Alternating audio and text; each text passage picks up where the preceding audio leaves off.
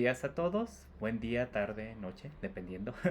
Este, entonces, en esta semana lo que vamos a estar revisando es precisamente el apartado de diseño molecular de la vida, en este caso haciendo énfasis en lo que son precisamente las células.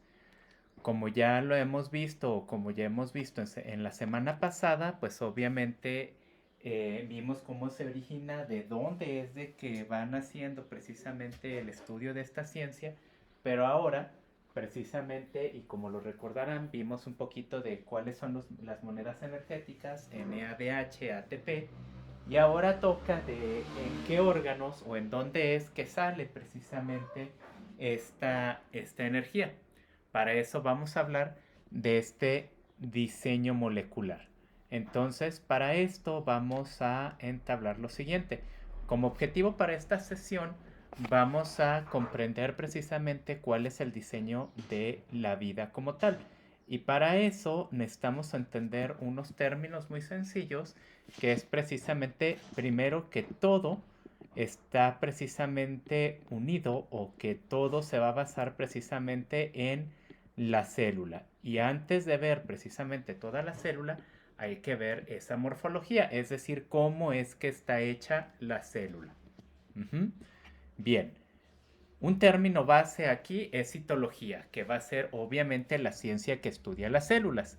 Y mucha célula y todo lo que ustedes quieran, pero al final de cuentas, ¿qué es precisamente una célula? Bueno, una célula, y yo creo que lo hemos visto, como lo vemos aquí precisamente en la imagen, todos hemos visto que nuestro cuerpo está hecho de pequeñas células o de o pequeños organismos vivos que obviamente al juntarnos o juntarse muchas o miles o millones de ellas nos dan como resultado a nosotros. Bien, pues obviamente una célula es una unidad fundamental, morfofuncional y ontogénica de los seres vivos. Fundamental porque obviamente a partir de ella se genera la vida, ¿no? Es decir, una sola célula está viva, entonces con que estemos hechos con una sola, estamos vivos. Morfofuncional, dependiendo las características que tengan, ya tenga en forma, ya sea en lo que coma o cómo hacen las cosas, es cómo se va a formar el órgano y qué funciones van a tener. ¿Sí? Entonces, las células del hígado no son las mismas que las células del intestino y viceversa. Todas son diferentes entre sí, ¿sí? Y obviamente tendrán una función diferente. Y la parte de ontogénica se refiere a que una célula va a generar a otra. ¿Sí? Entonces, una célula no va a salir del agua, una célula no va a generar cabello, ¿de acuerdo? Entonces, una célula va a generar una célula. Y obviamente también hay que tener en cuenta que la célula madre, en este caso, digamos, si es una célula de hígado, va a generar células de hígado. ¿Sí? Entonces, así de sencillo. A menos, obviamente, de que hablemos de un cáncer, pues, o una neoplasia maligna, obviamente ya estamos hablando que las células están generando otro tipo de células. Pero como lo podrán escuchar, pues no es un proceso normal. Eh, Ahora, dicho esta parte de que es una unidad fundamental, morfofuncional y ontogénica, nosotros tenemos precisamente a la teoría celular. Y esta teoría celular que nos lo va a decir precisamente Schlein, Schwann y Virchow desde 1839, nos dice que obviamente todos los seres vivos estamos hechos por distintas células, ¿sí? Nuestro cerebro, nuestra grasita corporal, nuestros músculos, nuestra piel, todo está hecho por células. Entonces, y sí, ahorita pues ustedes pueden tomar una biopsia o cualquier muestra de un tejido de nuestro cuerpo y obviamente podemos ver células, ¿sí?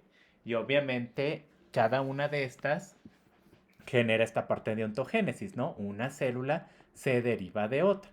El tejido adiposo generará adipocitos, la sangre generará glóbulos blancos y glóbulos rojos, y así todos estamos hechos por células. Existen básicamente dos tipos de células dentro de la categoría, que es precisamente la eucariota y la procariota.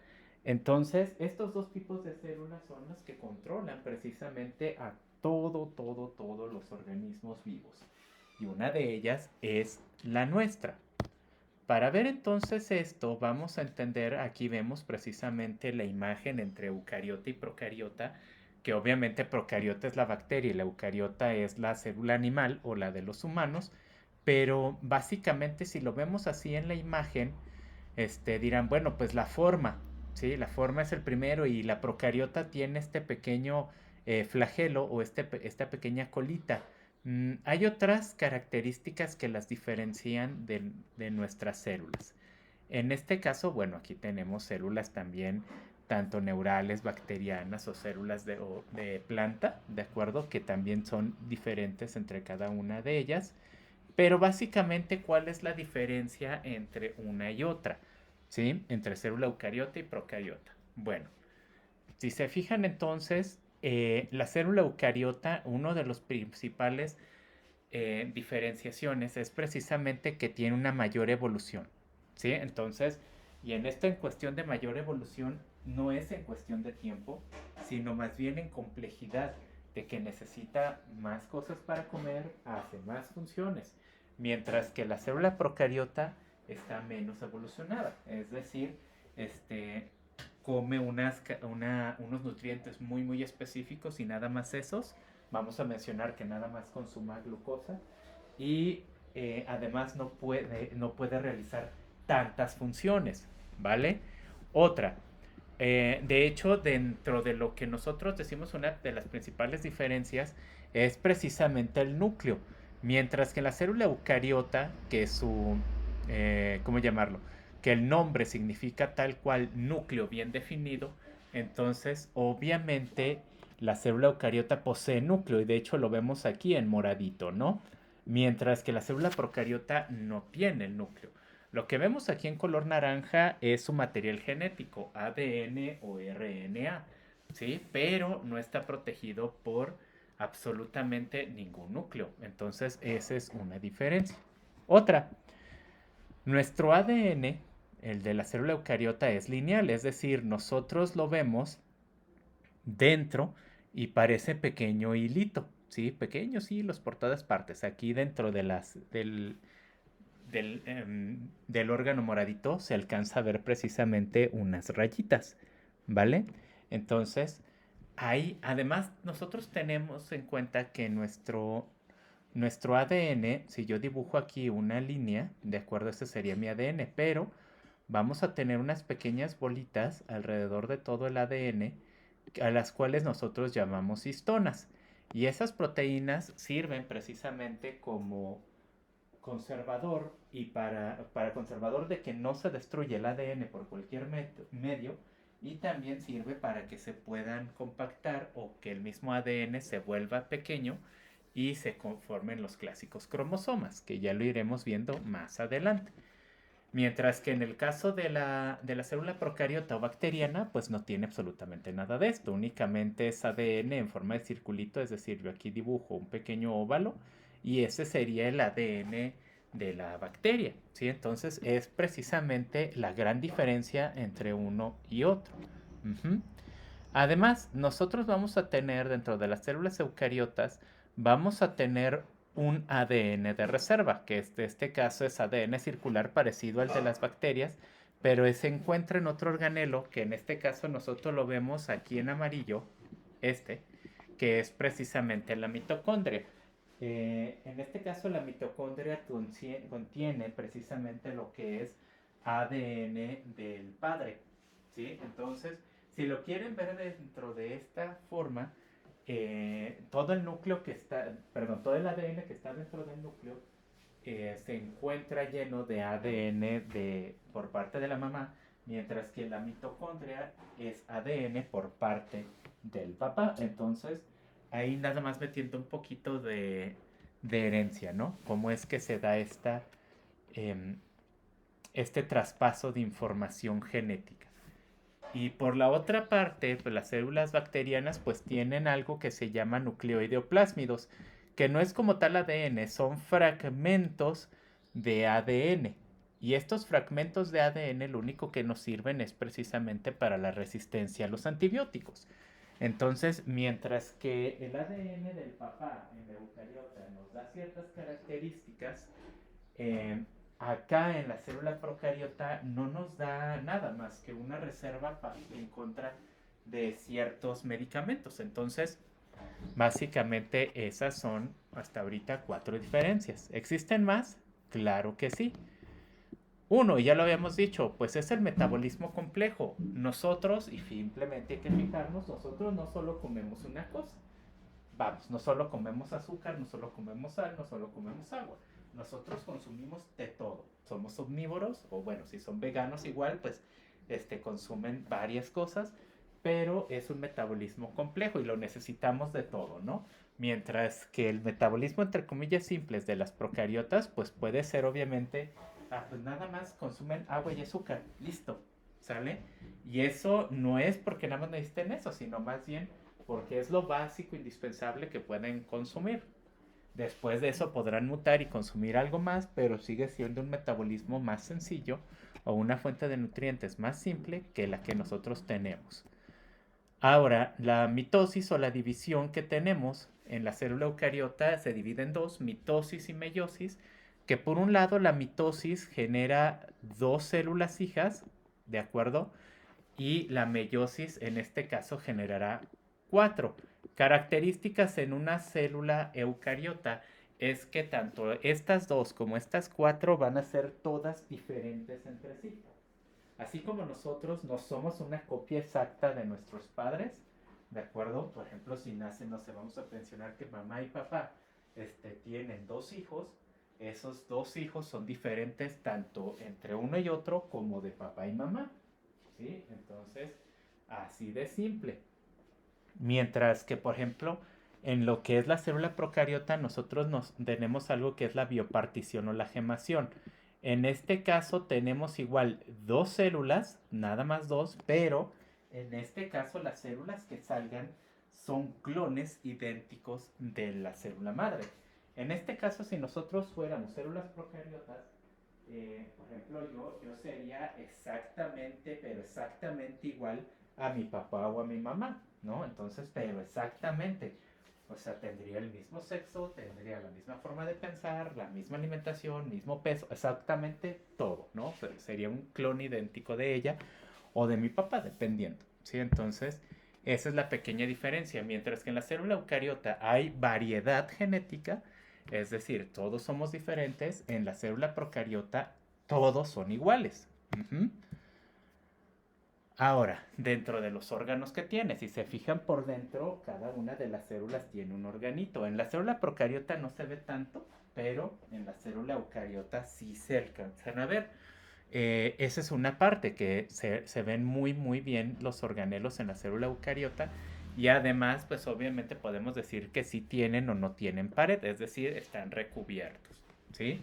Mientras que acá en la célula procariota no se distinguen muy bien y pues no tienen como tal membrana, tienen algo que se les llama pared, pero no tiene la misma función, que ya iremos viendo más adelante esta diferencia. Ujú. Respiración, y no hablamos precisamente de respirar aire como nosotros, ¿vale? Las células respiran en un proceso que se llama cadena de electrones o fosforilación oxidativa, como ustedes gusten. En este caso es la generación de energía. Mientras más energía produzca una célula, podemos decir que respira más. Mientras menos respiración tenga, menos energía generará. Y en este caso, la célula eucariota, nosotros, nuestra generación de energía es a partir de la mitocondria, ¿sí? De estos pequeños organelos de color amarillo que habíamos visto anteriormente. Mientras que la célula procariota como tal respira por su piel, es decir, por su plasmalema. Si nosotros fuéramos bacterias, nosotros respiraríamos por nuestra piel, ¿sí? Pero pues bueno, no lo somos y obviamente tenemos la respiración por los pulmones y la generación de energía por medio de mitocondria. ¿Sí? Entonces ahí están unas pequeñas diferencias entre uno y otro. Ahora, vamos a hablar de ciertos componentes que tiene precisamente esta célula y que obviamente les dan ciertas funciones específicas. El primero de todos vamos a hablar de la membrana, ¿sí?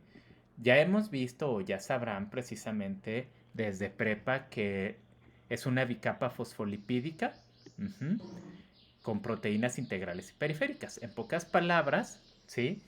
Nosotros vemos, si nosotros lo checamos precisamente en la imagen, tenemos unas pequeñas esferitas que no es otra cosa más que colesterol, es decir, es grasa, es la parte lipídica.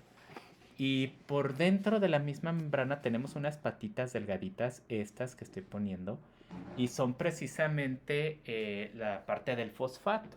Entonces, ¿por qué están así? Bueno, porque la parte de la grasa es precisamente eh, hidrofílica, es decir, le tiene miedo al agua y por ende hidrofóbica, perdón, y obviamente no quiere estar en contacto con el agua, mientras que la parte de los fosfatos es hidrofílica, le gusta el agua y le gusta estar más en contacto con ella, ¿vale? Entonces, en este caso, por eso se hace esta forma como tipo sándwich. Ahora, también dentro de la membrana hay ciertas proteínas, que dice proteínas integrales y periféricas, que permiten el transporte de ciertas sustancias, ¿no? Básicamente el transporte de un medicamento, el transporte de comida, etc. Y de hecho, pues estas proteínas integrales forman canales, como lo vemos aquí. Entonces, hagan de cuenta que es un poro o que es una puerta por la cual los mismos nutrientes pueden pasar. Y gracias a estas proteínas es que la membrana puede generar sus funciones, que es la permeabilidad selectiva, es decir, no todo entra a la célula, nada más lo que la célula quiere que entre, ¿sí? Integridad estructural, que se mantenga la célula en la forma que necesita. Interacción celular, que pueda comunicarse entre una y otras células. Transporte molecular, básicamente el transporte de ciertos nutrientes, ya sea de una célula a otra, o por ejemplo el tráfico de señales, que básicamente podamos, como las neuronas, que podamos emitir un impulso eléctrico y ese impulso eléctrico pueda ir desde el encéfalo hasta lo que sea no sé, digamos una terminación nerviosa en una de las dendritas. Entonces, así es como lo vamos a ir manejando. Obviamente, pues existe una cierta composición, ¿sí? Cada una de las membranas tienen un glucocáliz, es decir, tiene azúcares añadidos a la misma membrana y pues eso nos da ciertos antígenos, ¿no? Es decir, nos da ciertas características importantes en la membrana. No todas las membranas son iguales. Un ejemplo es precisamente los grupos sanguíneos, ¿no? Que desde el grupo 0, el grupo A, el grupo B, el grupo AB, y vemos cómo todos los azúcares son diferentes y de ahí que todos tengamos esa porción de distintos grupos sanguíneos. Existen distintas proteínas de transporte también, que obviamente desde que nos permitan transportar sodio y potasio, iones, agua, lo que es precisamente distintos neurotransmisores, solutos, etcétera, la bomba de sodio, potasio, y así lo podemos manejar con distintos, ¿no? Pero al final de cuentas, nos permiten o son precisamente estas proteínas o este glucocáliz el que nos permite hacer esta función, ¿sí? Entonces, ahí está.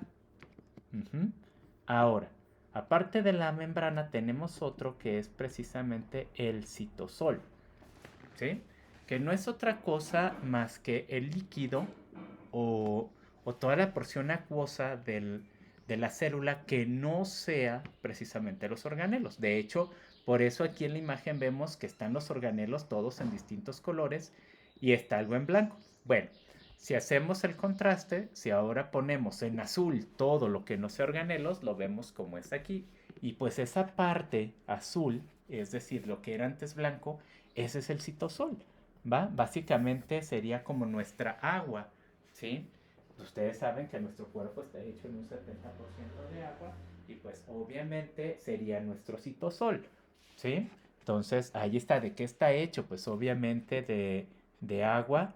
Está hecho de proteínas y enzimas que permiten procesos metabólicos, como en este caso es la glucólisis. Pero básicamente su función principal, aparte del metabolismo, es precisamente la de dar forma, ¿sí? Si quieren, como un globo, si un globo lo rellenamos de agua, la función de esa agua es darle forma al globo, ¿sí? Entonces, o más bien mantener a ese globo lleno, ¿sí? Entonces, tal cual.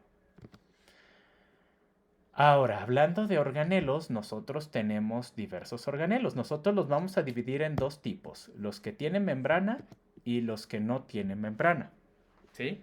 Dentro de los que sí tienen membrana, nosotros vamos a tener al núcleo y nucleolo, a la mitocondria, al retículo endoplásmico liso y rugoso, al aparato de Golgi, a los lisosomas y a los peroxisomas. Todos estos tienen membrana, es decir, están recubiertos, tienen piel. Y ahora, otros que no tienen piel o no están recubiertos son los no membranales, como los ribosomas, los proteosomas, los centriolos y el citoesqueleto. Y obviamente vamos a hablar de todos estos. Primero, la mitocondria. Ya hemos hablado un poquito anteriormente de esto y vimos precisamente que es unas funciones muy al azar o hablé muy superficial de ellas. Y en este caso, lo primero es que tiene dos membranas, una lisa o externa, que la vemos aquí, es todo el alrededor, y otra interna que forma crestas, como si fuera un pequeño laberinto, ¿sí? Entonces, esa es la otra membrana. Puede generar cardiolipinas que hacen la función para mantener el ritmo cardíaco, pero aquí lo importante son sus funciones y es precisamente, uno, la fosforilación oxidativa, que es precisamente la formación de ATP. Ya les había dicho precisamente que esta parte de fosforilación oxidativa es misma, que la misma célula pueda generar su energía o que pueda respirar. ¿Sí? Pero también esta misma mitocondria lo que permite es la síntesis de grasita. Entonces, en parte, ustedes no le pueden echar la culpa solo a lo que comen. Obviamente sí, pero el hecho de que se genere o que vayamos engordando, generemos lípidos de más, es precisamente por la acción de las mitocondrias. Mucho del medicamento que nosotros utilizamos para adelgazar no hacen más que, sí, les dicen, es para evitar la absorción de lípidos, es correcto, pero también lo que hacen es inactivar en cierta forma esta función de la mitocondria para evitar la síntesis de grasitas. Entonces, ahí. Uh-huh. Ahora, otro que tenemos es el retículo endoplásmico. Si nosotros vemos el núcleo, que es esta parte que está exactamente en medio, nosotros vamos a tener un sistema membranoso, ¿sí? Que parece un laberinto gigantesco, eh, que obviamente nosotros decimos es el sistema membranoso más grande, es de hecho el organelo más grande que hay en toda la célula, ¿sí? Entonces, no es otra cosa más que una serie de tubos anastomosados, es decir, es una serie de tubos unidos entre sí, pero que tienen una característica en común. Este retículo endoplásmico se va a dividir en dos porciones. Uno, que es el retículo endoplásmico rugoso, o RER, como lo vemos aquí. Y otro es el retículo endoplásmico liso, o SER, como lo veremos en la siguiente diapositiva. Se le llama retículo endoplásmico rugoso, como lo vemos en la imagen de aquí. Lo de rosa es el retículo endoplásmico, ¿sí? Pero si se fijan hay ciertos puntitos de color negro. Ya veremos qué son estos puntitos. Bueno, como está asociado, en este caso a ribosomas, que son los puntitos negros, como está asociado a los ribosomas y como le da esa parte como de estar rugoso que tiene ciertos granitos, ¿vale? Es por eso que se llama sistema del retículo endoplásmico rugoso. ¿Y qué es lo que hace? ¿Vale? ¿Qué es lo que va a hacer? La función de este retículo endoplásmico rugoso es crear las proteínas, ¿sí? Todo lo que ustedes coman y se vaya a transformar en proteínas es gracias precisamente al retículo endoplásmico rugoso. Entonces, ustedes se comen un pollito y ese pollito les va a hacer músculo. Bueno, es porque el retículo endoplásmico rugoso generó esas proteínas. Aquí el punto es que, como todo en la vida, el retículo endoplásmico rugoso se encarga de hacer las proteínas, pero o las puede hacer bien o las puede hacer mal. Él nada más está haciéndolas, ¿sí? No tiene nada de control de calidad, únicamente las está haciendo. Ok, es ahí en donde entra precisamente el retículo endoplásmico liso, ¿sí? El retículo endoplásmico liso se llama así porque ya no tiene, si se fijan aquí en la imagen, de volada se ve el retículo endoplásmico rugoso, ¿no? Se ven todas las bolitas con su, ¿cómo llamar? Con sus ribosomas, pero después vemos precisamente al retículo endoplásmico liso.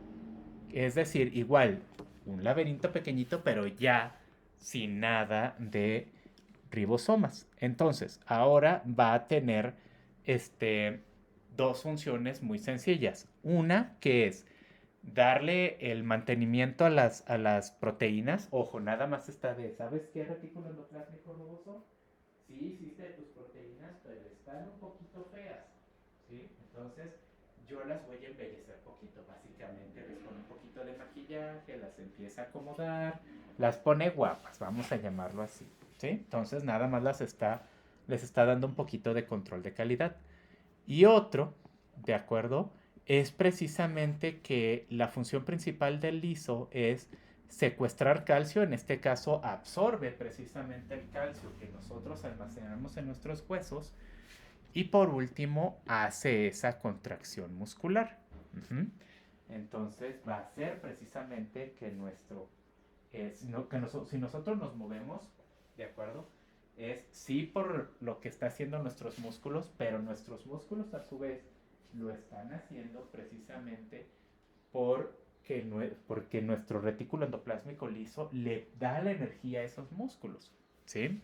Entonces ahí está esa función. De hecho, aquí están las estrías en donde se ven precisamente, bueno, cada una de las estrías básicamente es parte de lo que son las bandas I y YA, que obviamente se encargan de la contracción muscular, pero es donde se encuentra precisamente el retículo endoplásmico liso, ¿sí?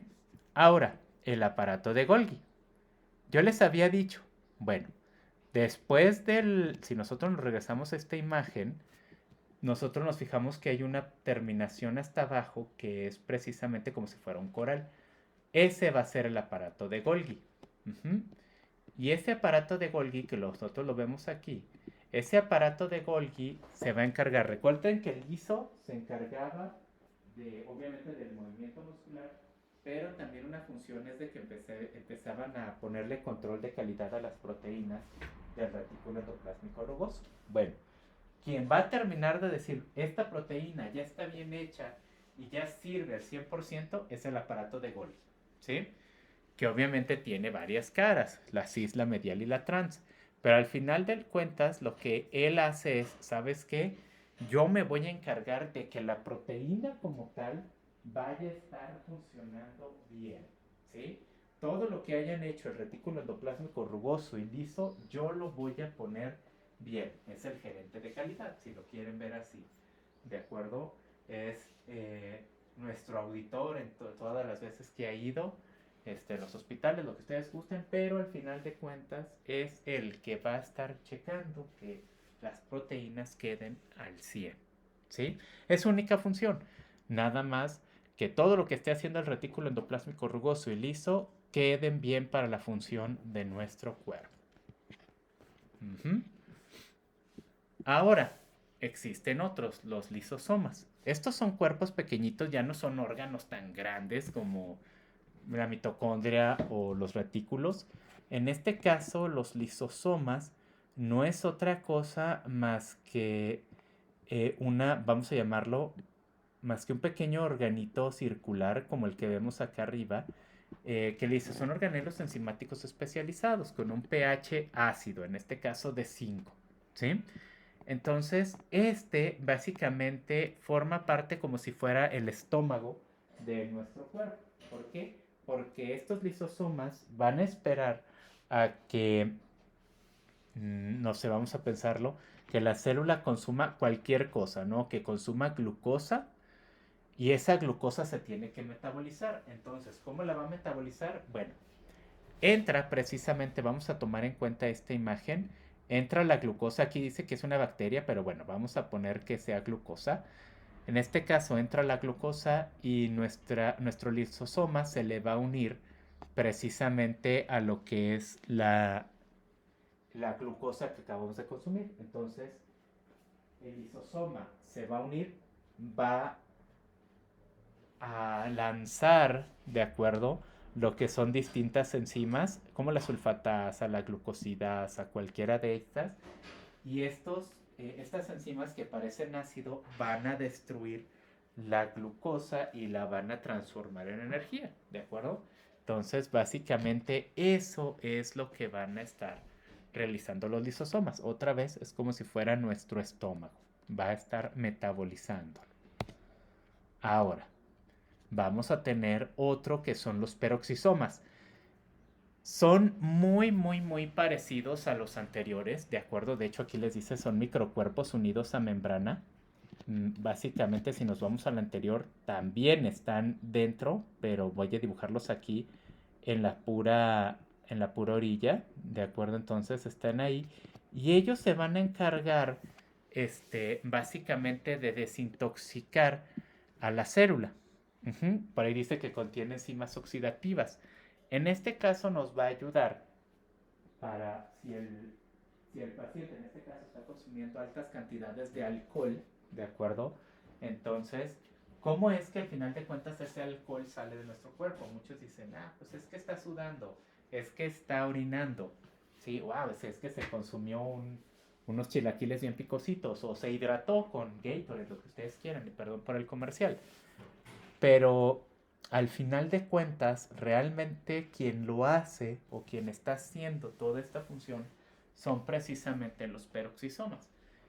Ellos ven o sienten que está entrando esta sustancia tóxica a la célula y inmediatamente los peroxisomas empiezan a destruirla. Claro, dirán, entonces, profe, ¿por qué si tenemos peroxisomas, por qué el alcohol nos sigue pegando?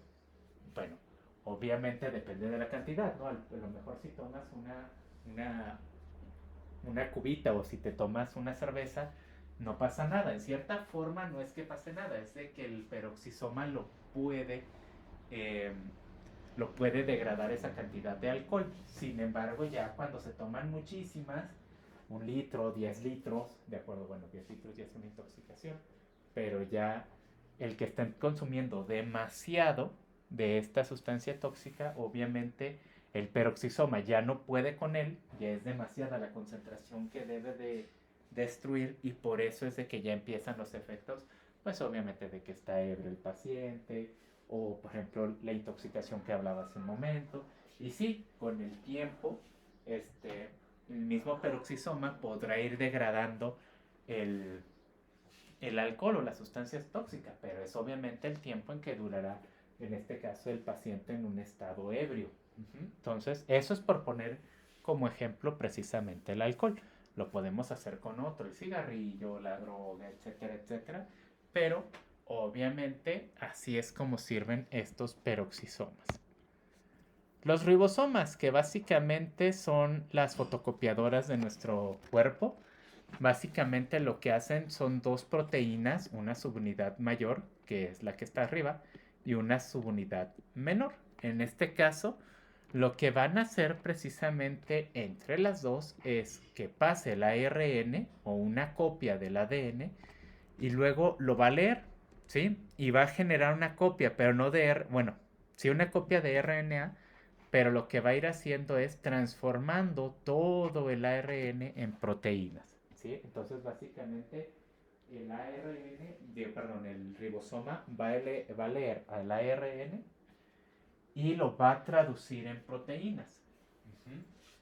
Entonces, así es como funciona. Recuerden que el ribosoma está pegado al retículo endoplásmico rugoso. Entonces, el retículo endoplásmico rugoso es la industria, ¿de acuerdo? Es la empresa y los ribosomas son los trabajadores, ¿sí? Ustedes pueden decir, no sé, digamos Nissan. Nissan hace autos, pero realmente quien los está haciendo son todos los trabajadores de ahí, ¿no? Entonces, Nissan es el retículo endoplásmico rugoso y los trabajadores de Nissan son los ribosomas. ¿Sí? Así de sencillo, así de facilito se entiende esto. Ahora, hace poco hablábamos precisamente que lo que es el aparato de Golgi le daba la calidad y le decía, ¿sabes qué? Esta proteína ya quedó bien para su uso. ¿Sí? Pero ¿qué pasa cuando la proteína realmente eh, no se puede salvar? Está tan mal hecha que no importa lo que hagas, no la puedes hacer bonita o no puedes hacer que sirva. Bueno, en este caso, para eso existen los proteosomas.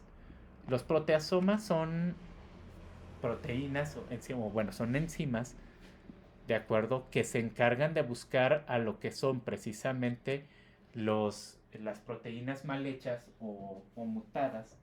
Y lo que van a hacer es, ¿sabes qué? Esta proteína está mal, la toman y la destruyen, ¿sí?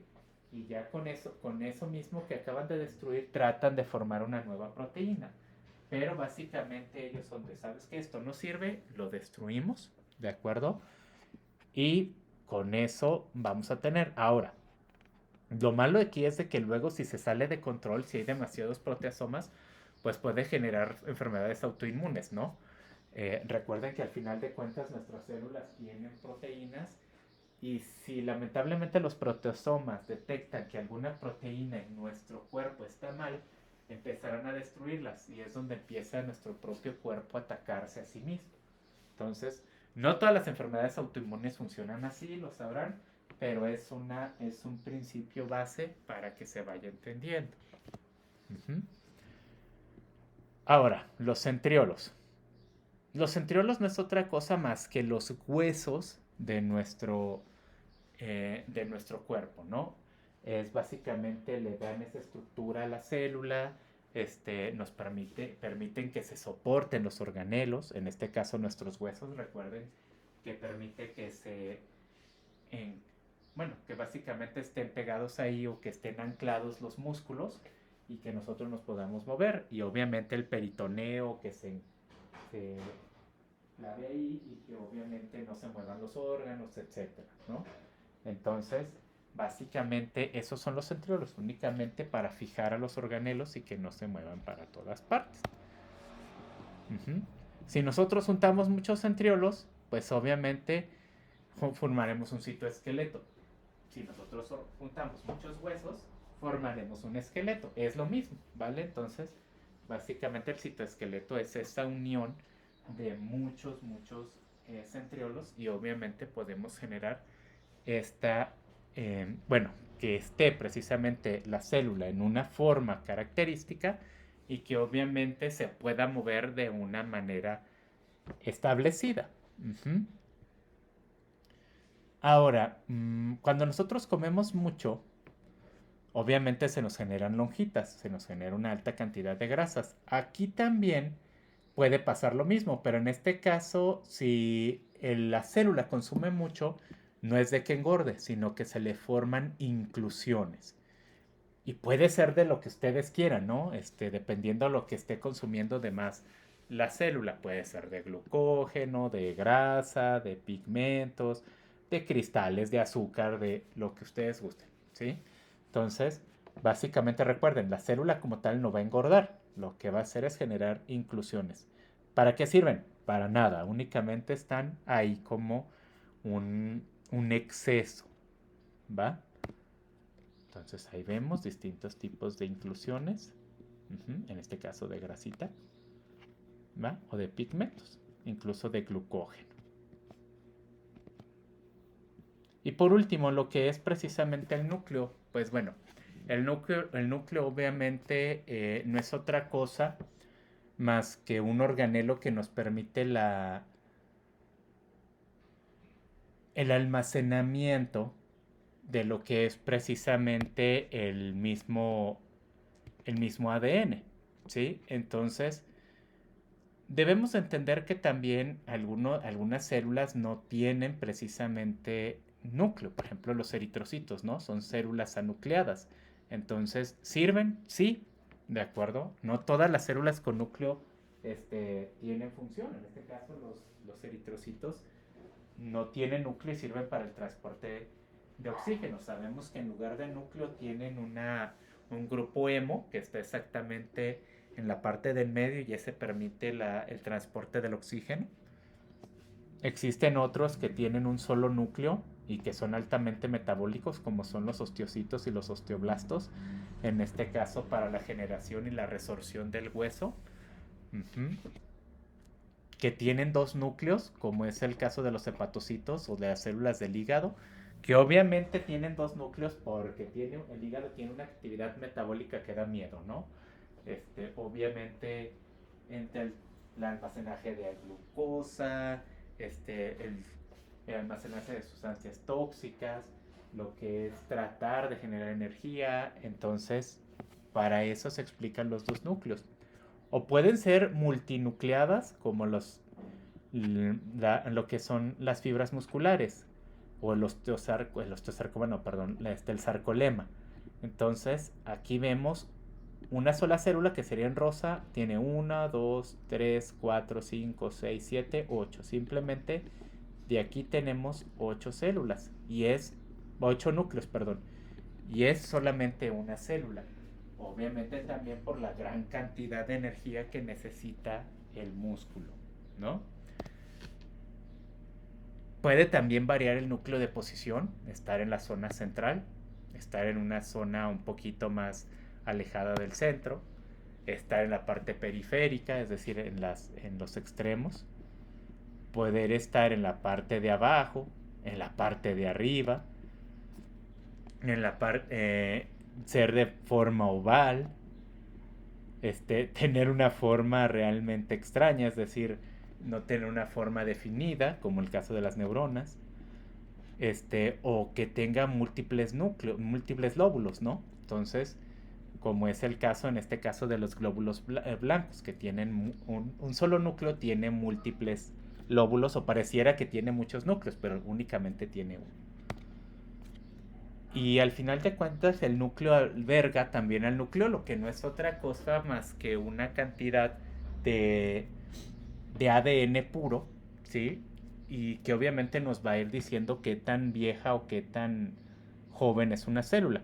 Para eso nosotros vamos a tener distintos tipos de nucleolo, que es precisamente el eucromático, que es precisamente si se ve muy muy rojito o muy activo es porque obviamente es un, es un nucleolo que es joven. Tenemos uno granuloso, que es el que vemos aquí, que básicamente se va perdiendo la intensidad del nucleolo, ya nos indica que ya tiene cierto tiempo. Y por último un heterocromático, en donde, como estamos viendo acá, ya básicamente no se ve el nucleolo. Estamos hablando de una célula viejita.